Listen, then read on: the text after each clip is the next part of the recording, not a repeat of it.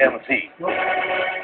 Samantala naman kasalukuyan nasa mga evacuation center pa rin ang ilan sa residente ng Noveleta, Cavite dahil sa pinsalang dulot ng Bagyong Hener sa kanilang tahanan. At mula sa Cavite, ito ang balita ni Richard Erfe. Live! Magandang gabi, Richard!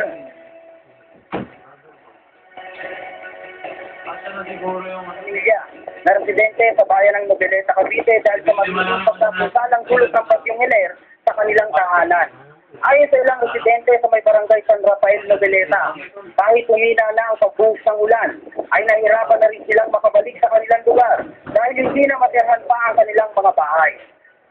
Tapo yung bubong namin. Opo, tapos yung mga dingding, sira din po. Ito po, sabi mo, bahay nila talaga wala namang bubong. Nanawagan naman ang mga residente sa lokal na pamahalaan ng Noveleta na matulungan sila sa pagsasaayos muli ng kanilang bahay. Nawala po. Mayor Alvarez na sana po matulungan po kami sa mga munting bahay na maayos po. Kasalukuyan namang sinusuportahan ng lokal na pamahalaan ang pagpapakain sa naturang mga pamilyang nasa evacuation center pa sa ngayon. Mula rito sa Cavite, Richard F. nag-uulat para sa UNTV News Worldwide at ito ang balita. Maraming salamat, Richard Erfe, mula po sa Cavite.